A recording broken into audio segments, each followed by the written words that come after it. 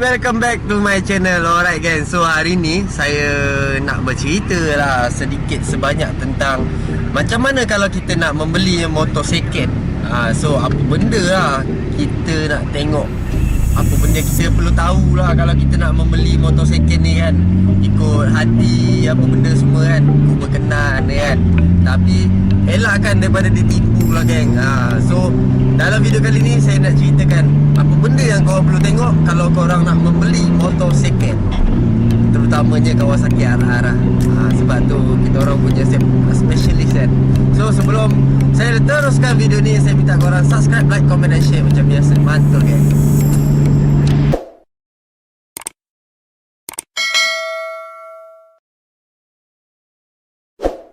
So geng, sebelum apa-apa saya nak bercerita pasal motor tu kan, saya nak bawa korang pergi bengkel dulu lah. Kita tengok orang cakap apa, motor-motor contoh. Motor-motor contoh geng. So kalau tak ada motor, kalau nak bercerita tak ada motor, tak habis juga kan. So kita pergi bengkel, kita tengok motor dan kita tunjuk apa benda yang kita perlu tahu, apa benda yang kita perlu tengok apabila kita nak membeli motor-motor second ni geng. Kejap lagi kalau kita main beli kan, orang yang jual pula ada benda-benda yang disorokkan daripada kita, susah juga. So saya nak tunjuk serba-serbi lah.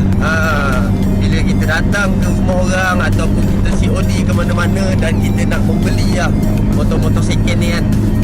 So kita tengoklah. Stay tune geng. Mantap.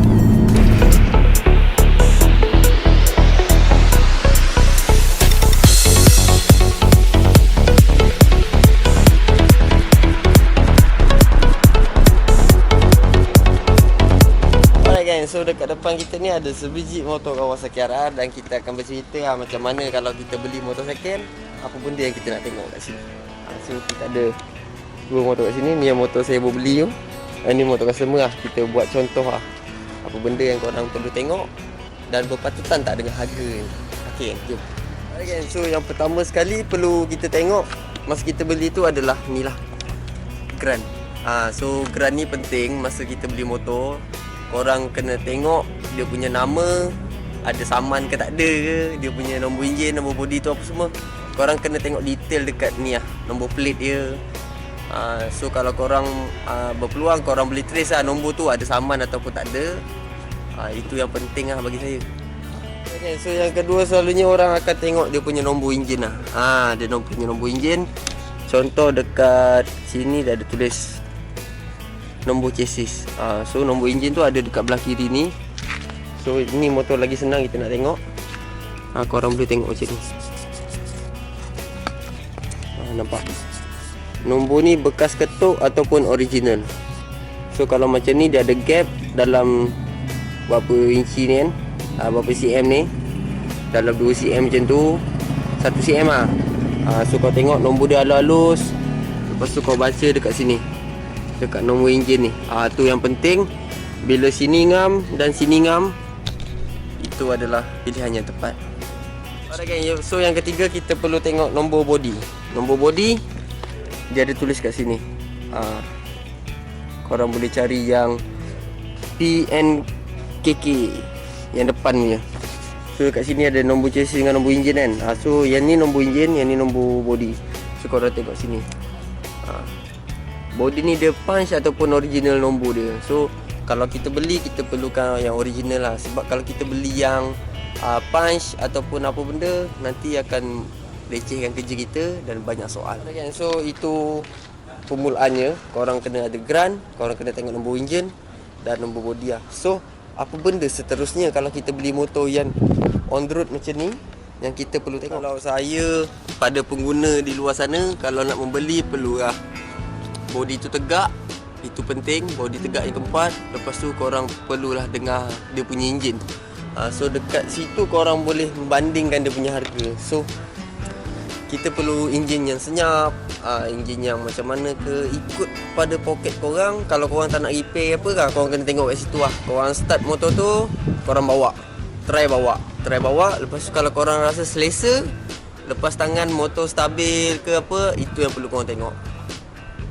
Mantap. Korang perlu start lah motor-motor yang korang nak beli tu. Korang dengar betul-betul bunyi enjin ni. Sini.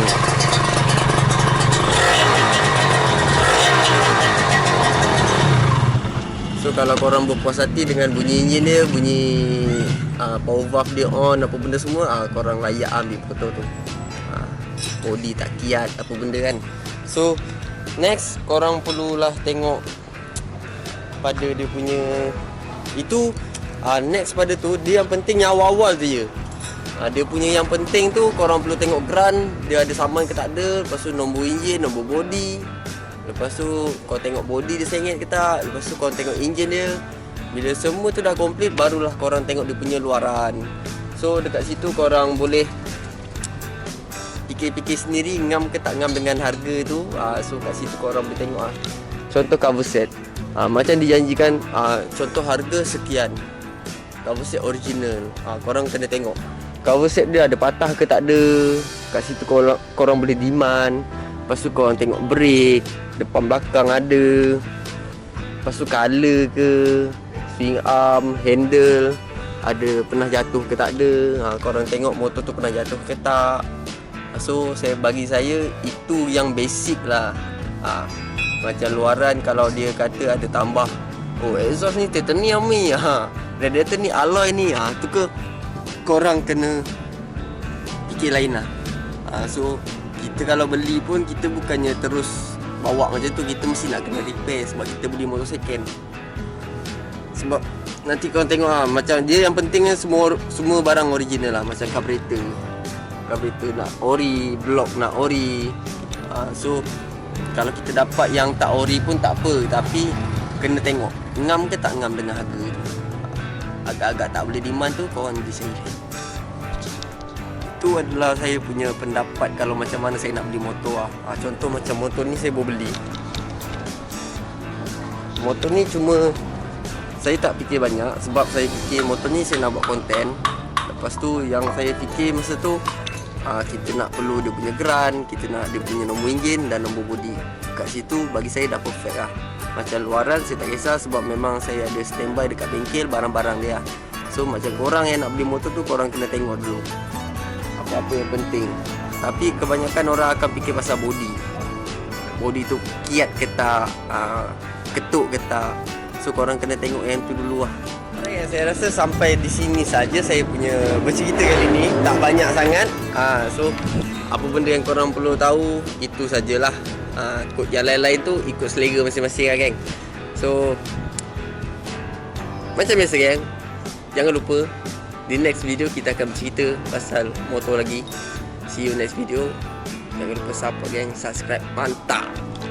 Okay, Assalamualaikum warahmatullahi wabarakatuh. Thank you dah saya. Mantap.